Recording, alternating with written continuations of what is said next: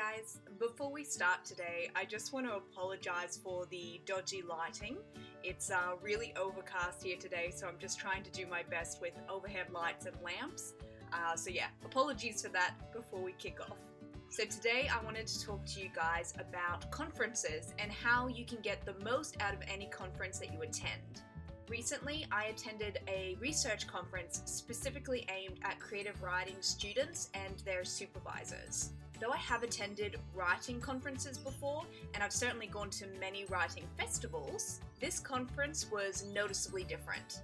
Now that may be because the number of attendees was quite small and cozy, there was about 30 or 40 of us, or it could be because the conference was geared towards a very particular group of people: researchers, creative writers, and supervisors. Another thing I noticed was that compared to other career-oriented conferences, nobody attended this conference with the intention of getting something out of people. Unlike a typical career-orientated conference like a writing conference, you're not there to pitch to agents or editors or publishers.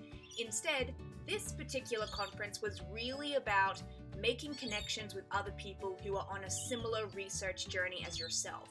With that sentiment in mind, I wanted to talk about the 5 steps you can take to make sure you get the most out of any conference that you attend. Number 1. Network, but not in a gross way. As we all know, writing can be lonely business, but the plus of attending a writing conference is that everyone there will be just as socially awkward as you. I have to admit that the conference I attended was super relaxed. It was a really casual and comfortable atmosphere. I felt as though I could have gone up to anyone there at the conference and started a conversation. Now, the reason for this is partly because A, I know what their interests are, researching and writing, and B, we are all there for the same reason, to make connections and to reach out and have a conversation with other researchers and writers. Now, to be completely transparent, most of the time at this conference, I was socializing with other students from my same university. And no, I wasn't treating them as a safety net, I just had never met them before. The reason for this is that I'm currently through my honors project, whereas the other creative writing researchers, they're doing their PhDs and their doctorates, so our paths had just never crossed.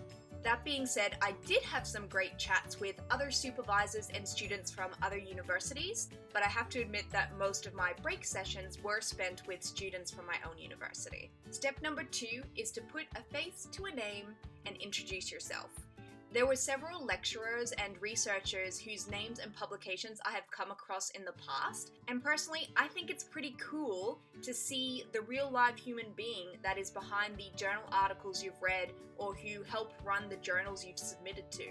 When you introduce yourself, you don't have to talk their ear off.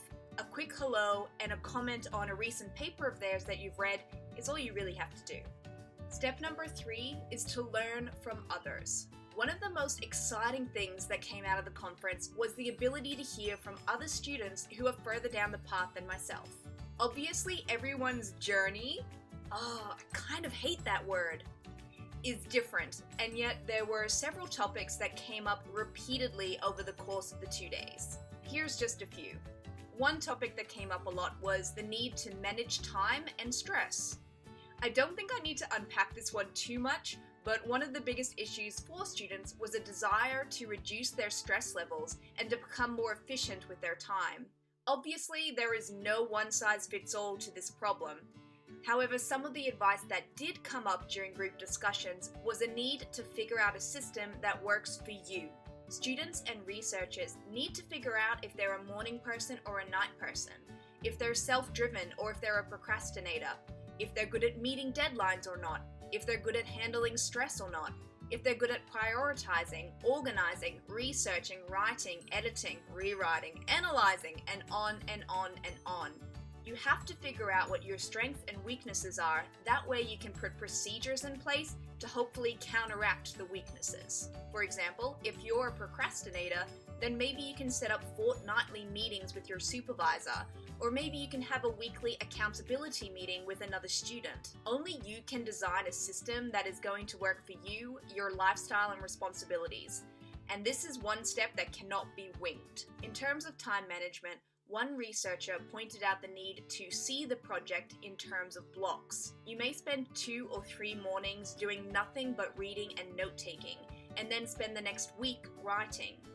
You may spend 3 months reading widely before honing in on one particular area or topic. In all honesty, it's likely that you will flip between mostly reading, mostly researching, and then mostly writing.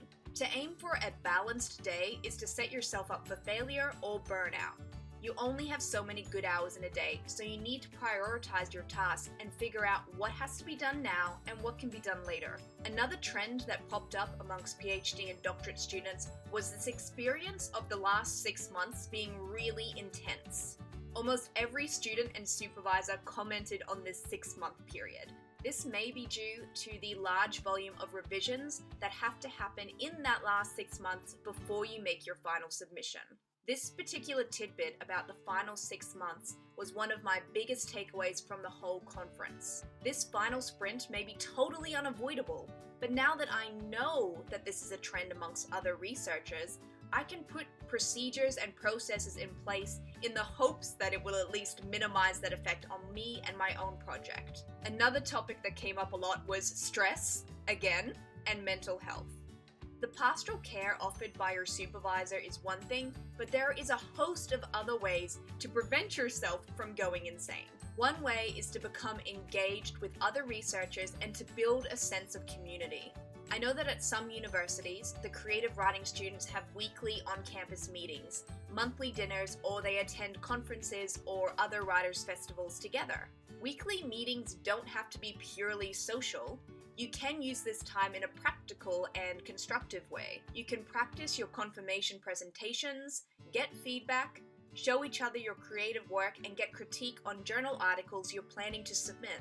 Though, let's be honest, commiserating over lattes is also a great option.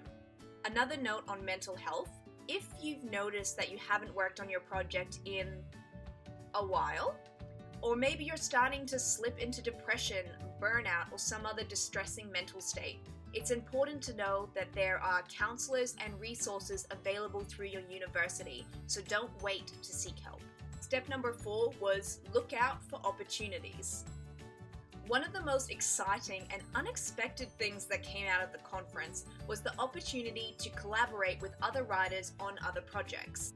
By the end of the 2-day conference, a fellow researcher had invited me to be part of their research presentation by providing the student perspective.